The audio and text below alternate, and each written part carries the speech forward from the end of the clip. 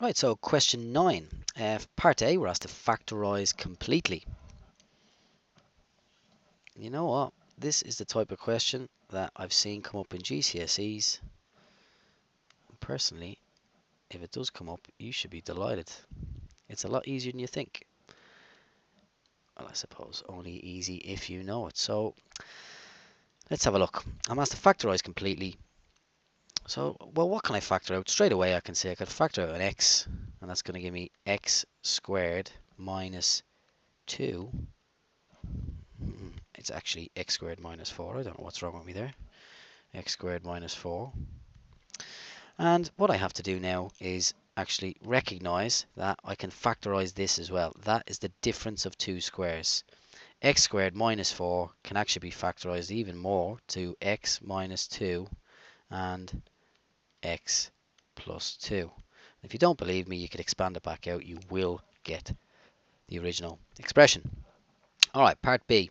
We're asked to sketch the curve C with the equation y equals x cubed minus 4x. So in other words, we've just factorized something, and now we're asked in part B, well, what does it look like? What on earth is this guy going to look like if I was to graph it? Well, let's have a think about it. It's a cubic function. That means it's going to go up and down, or it's going to be down and up like that. It's well, it's a positive x cubed, so that means it's got to go from bottom left to top right. And where's it going to pass through the axis? It's got to pass through at 0, because when x is 0, the whole thing is 0. It's also going to pass through when x is 2, and also when x is negative 2. Negative 2. And remember what we said, it's coming from bottom left to top right, so it's got to follow a path. Something like this. It's going to go up to some sort of maximum. It's going to come back down. It's got to pass through that. Let me try and get the shape better. It's going to come up like that, and then right pass down through that guy, turn, and then go off to infinity like that. And that is the curve C. Right. Show the coordinates of the points at which the curve meets the x-axis. Now I've just about kind of set it there, but I want to make sure I got all the marks. This is the point negative 2, 0. This is the point, obviously 0, 0. And this is the point 2, 0. So there's our points. We got the shape of the curve. Alright, not too bad for 3 marks. Next part, it says the point A with x coordinate negative 1 and the point B with x coordinate 3 lie on this curve C. Find an equation of the line which passes through A and B and give your answer in the form y equals mx plus c. So, let me see. It tells us that we've got a line. We've got some line. Point A has x coordinate negative 1. So A has x coord negative 1. Is that right? And B has x coord 3. So we got B has x coord 3. And they're both on C, right? Now C, if we remember, C is this function y equals x cubed minus 4x. So if I've got the x coordinate of this guy, I'd really like to know what the y coordinate is. And I've got the x coordinate of this one, I'd like to know what the y coordinate is, because I'm asked for the equation of a line. So I'm going to need a gradient and I'm going to need a point. So I'm going to work towards getting the gradient. So y equals x cubed minus 4x, which means that when x is equal to negative 1, that means that y is equal to, let's put negative 1 in here. Negative 1 cubed is going to be negative 1. And then minus 4 times negative 1 is plus 4. So if I add 4 to that, if I add 4 to this, y is going to be equal to 3. Okay, so I know when x is negative 1, y is 3. And we're going to do the same thing for the point B. When I put 3 in, 3 cubed is going to be 27. Minus 4 times 3 is going to be minus 12. 27 subtract 12 is 15. So y is 15. So in other words, A is actually the point negative 1 and 3.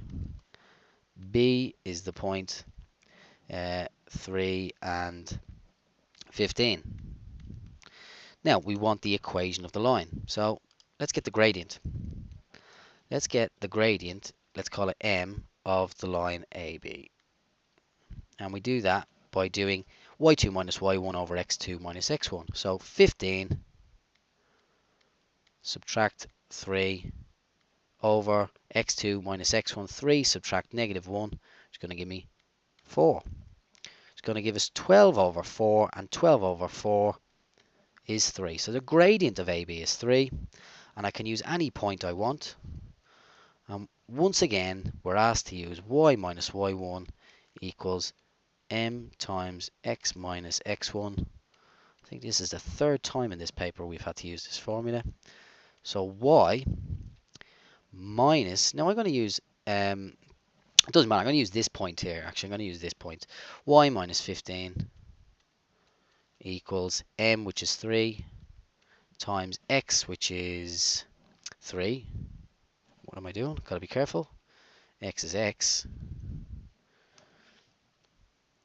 So we're substituting in. X is is 3, so subtract 3. And then tidy up. Were we asked to put in a particular form? Let's have a look. The form y equals mx plus c. That's no problem. We can do that. So y minus 15 equals, expand this bracket, 3x plus 9. And then tidy it up. So y is going to equal 3x, and then adding 15 onto both sides is going to give us plus 24. And it wouldn't matter which point we use, so long as we were consistent. If we were using this point, you've got to use the y and the x from this point. You can't use an x from this and a y from this and mix and match. Not allowed. Right, so there we go. That's the point. And the next part is, it says show that the length of AB is k times root 10, where k is a constant. Right, so we're actually going to need a distance formula here.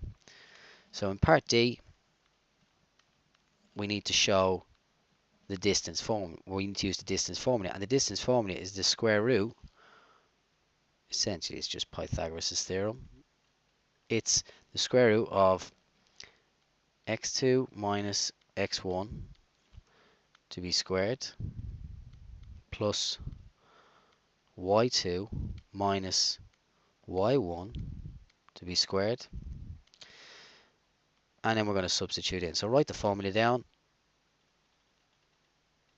It's a good habit to write the formula down every time you use it, and hence you will remember it in time. Right, x2 minus x1. So 3 subtract negative 1.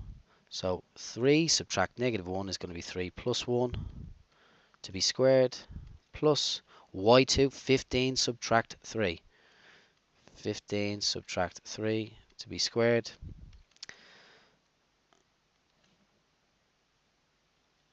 So we're going to get 4 squared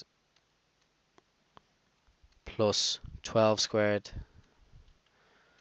Going to give us 4 squared is 16. That's 144. So 16 and 144 is 160. And we're almost there. 160. Now we're asked to show it as something root 10. So I'm going to simplify this third. Right.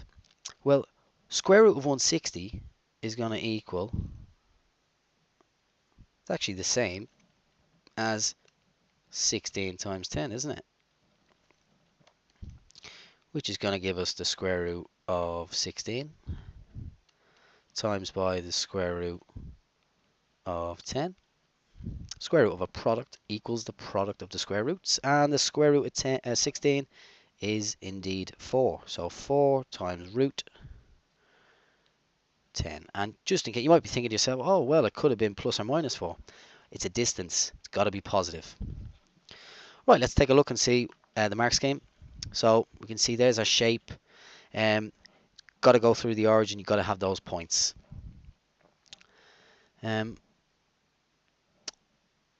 If we scroll down, we have a look here. There it is, 4 times root 10. And then the other value we were looking for, y equals 3x plus 6. Double check that. Y equals 3x plus 6. I got y equals 3x plus 24. Oh, there we go. There's the silly little mistake for me. Shouldn't have been plus 9. I don't know why I did that. It should be minus 9. And then when I add on the 15, we're going to get positive 6, which is what we were looking for. Anyway, hi-ho. Off we go. Right, so what did the examiner say? Parts of the questions could be tackled independently of each other, but most people picked up one or more of the parts. So many people don't know how to factorize, and I see it all the time as a teacher. So guys, it's so important. Practice that skill. It's so important. You just see it all the time.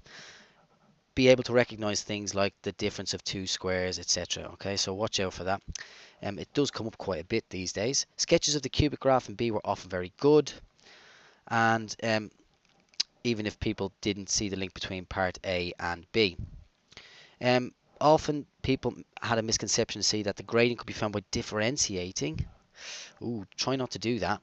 At x equal to 3 or negative 1. And then you should really be thinking to use your formula. And then a significant number of candidates failed to attempt part D. Those that did were often successful in obtaining, okay? But lots of people didn't even try it, probably because they didn't know the formula.